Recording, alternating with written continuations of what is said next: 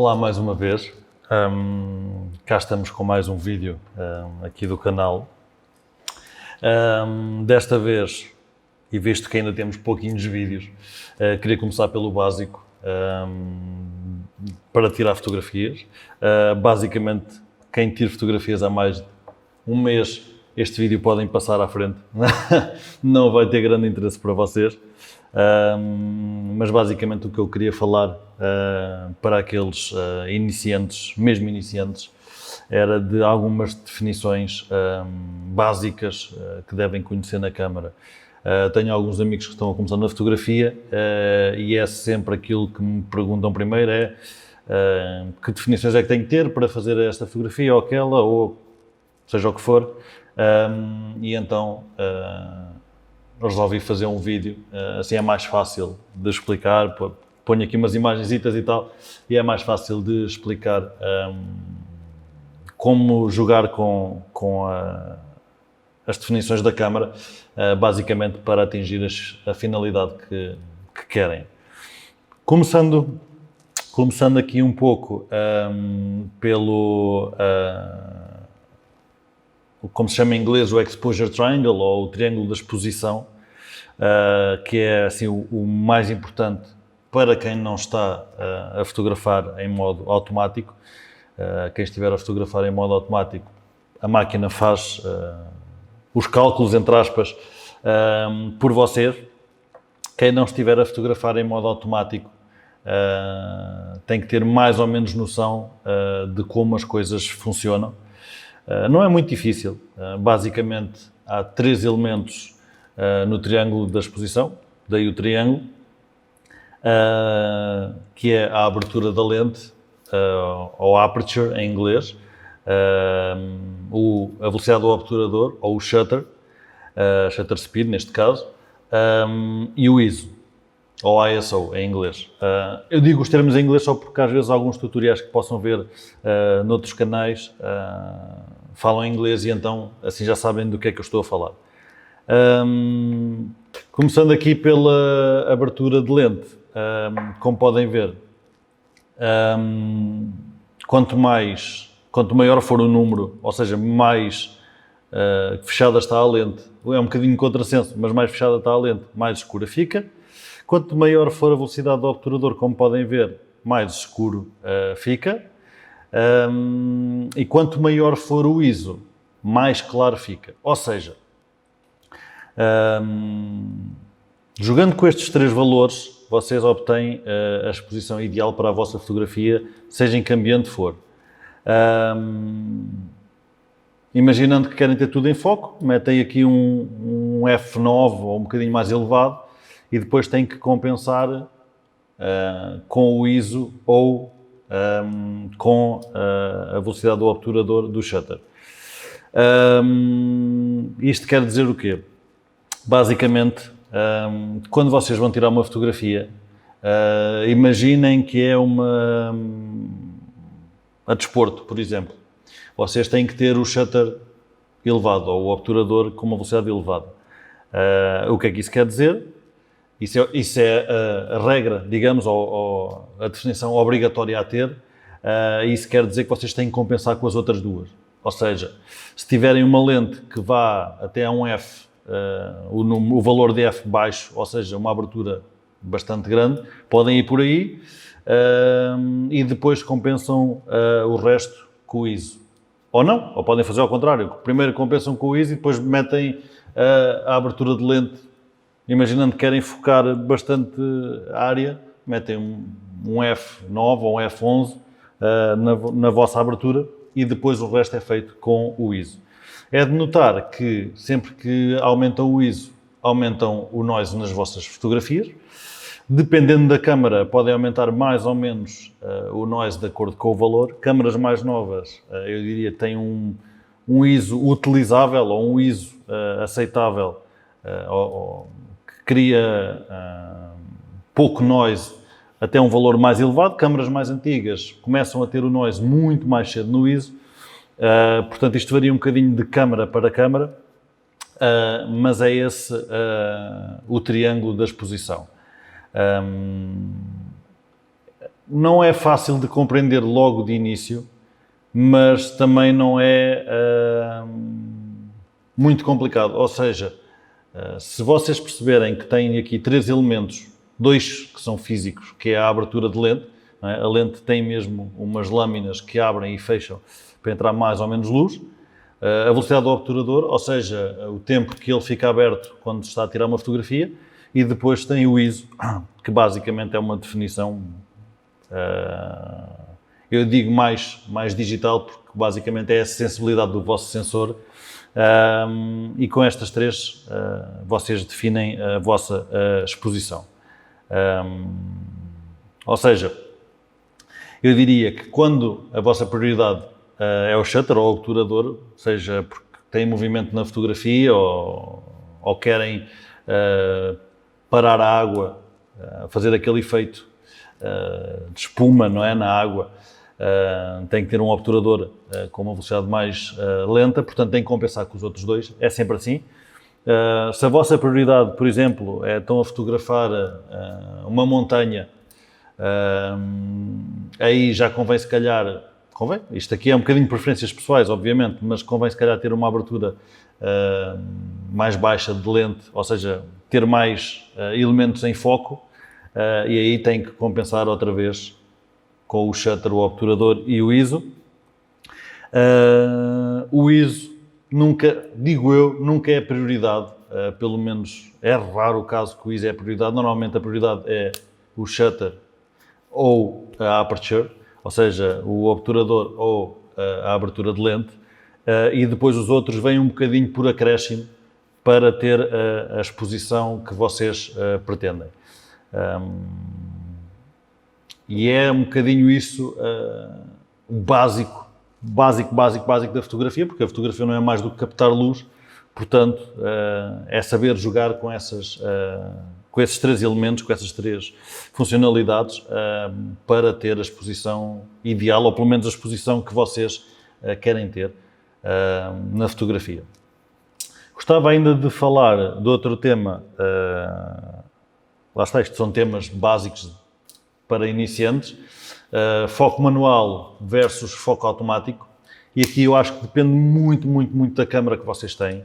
Eu posso vos dizer que há câmaras que nós usamos, que eu só uso com foco manual, os focos automáticos não são muito bons, têm muito tracking, eu não quero dizer qual é a marca de câmara, mas não é a Sony, tem muito tracking, e o que é o tracking? É, se eu tenho um elemento aqui, a câmara ou a lente vai mandar a procurar até encontrar e anda aqui neste efeito para trás e para a frente.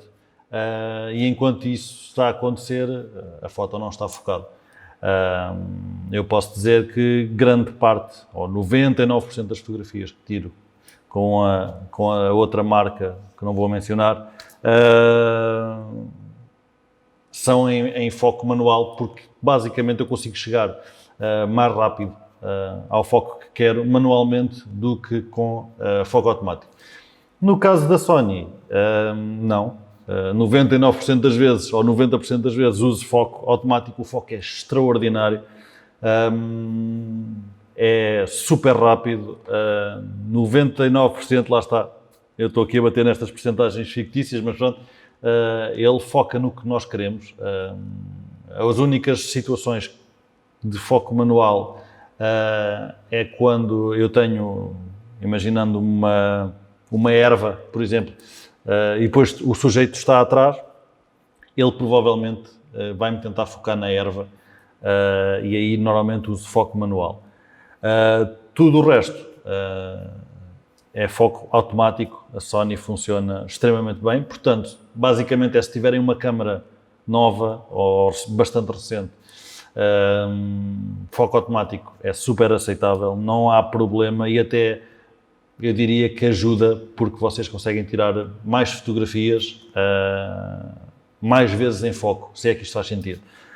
Imaginando que vamos para uma sessão de street photography, vamos fotografar aí para a rua, está muita coisa a acontecer, passa um carro que vocês gostaram e queriam ter apanhado, mas não apanharam, porque o foco manual é complicado. Com o foco automático, se calhar apanhava. Ou estão a ver uma série de pombos e um vai começar a levantar voo e era uma foto porreira, mas em foco manual, epá, esqueçam, foco automático se calhar já funciona, se for rápido o suficiente. São algumas situações que foco automático, eu diria, é melhor que o foco manual. Lá está, como eu falei há bocado, se tiverem foreground que tape o vosso sujeito, também pode ser, ou também é melhor o foco manual, mas eu diria que grande parte das vezes foco automático, especialmente em câmaras novas, é uma opção a considerar. E claro que isto depois depende de cada um, não é? Eu conheço gente que só usa foco automático, conheço gente que só usa foco manual. Depende da opinião e dos gostos de cada um.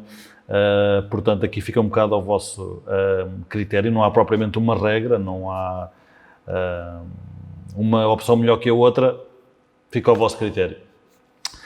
Gostava ainda de falar dos modos da câmara. A câmara, como falei há pouco, tem um modo automático, que faz as contas todas por vocês do triângulo da exposição, não é? Vocês não têm que se preocupar com isso, mas tem modos manuais. Tem o modo totalmente manual, o M, tem o modo com a aperture, com o A, que é, vocês definem a abertura de lente ou aperture e ele calcula o resto, e tem o modo S, que vocês definem o shutter e ele calcula tudo o resto. Pessoalmente, fotografo sempre em modo manual, sempre, porque pessoalmente a minha maneira de fotografar é 90% das vezes, lá está ele com as percentagens fictícias, estou com a abertura máxima de lente muito perto disso. Ou seja, se eu tiver uma lente 1.2, f1.2 ou f1.4 ou f1.8, como é esta lente que está a filmar agora, muito raramente saio dessa abertura máxima. Gosto do efeito de desfoque para trás e para a frente, gosto de dar destaque, digamos assim, destaque ao sujeito, seja ele qual for, seja uma pessoa, como estou a ser filmado, seja uma torre de uma igreja, seja uma planta, seja um carro, seja o que for. Gosto desse efeito. Não em demasia, também não gosto daquelas lentes de 1.0 e mesmo 1.2 eu já tento de ir para 1.4 ou 1.8,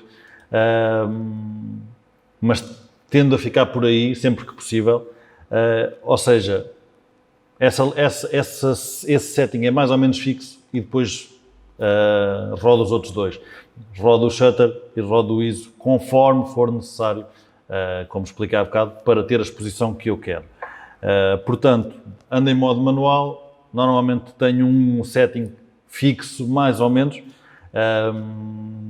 e jogo com os outros dois. Obviamente, ando em modo manual porque esse modo também se altera e acontece algumas vezes que quero muita coisa em foco e então tenho logo os controles à mão para poder alterar tudo. Portanto, o modo manual é um modo ótimo e funciona muito bem. É muito raro, muito raro eu usar Shutter Priority ou Aperture Priority, que são os outros modos que eu falei, basicamente porque o manual faz tudo. E tendo uma noção básica do triângulo da exposição, não é preciso andarem nos outros modos, eu vou-lhes chamar semi-automáticos.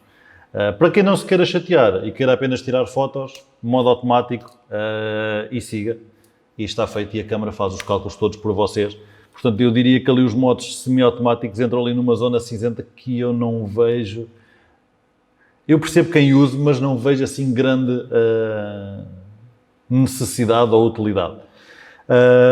E depois agora vou entrar aqui num tema um pouco controverso, especialmente ultimamente, que é tirar fotografias em RAW ou JPEG. As máquinas podem tirar os dois, mas ou RAW, eu vou falar só em RAW ou JPEG. Qual é a diferença? No RAW vocês têm controle absoluto sobre a imagem. A máquina grava um ficheiro normalmente proprietário. O JPEG é um ponto JPEG, no outro caso normalmente é um ficheiro proprietário, em que grava todos os detalhes da fotografia. E o que é que isso quer dizer? Quer dizer que eu agora tiro uma fotografia a um monte qualquer, a uma montanha, ou ao céu, ou seja o que for, e depois na edição penso, epá, a temperatura ficou um bocadinho mal definida em câmara, ou quando estava a tirar a foto, precipitei-me e não pus a temperatura certa, apesar de eu normalmente andar com temperatura automática, exatamente pelo que estou a falar.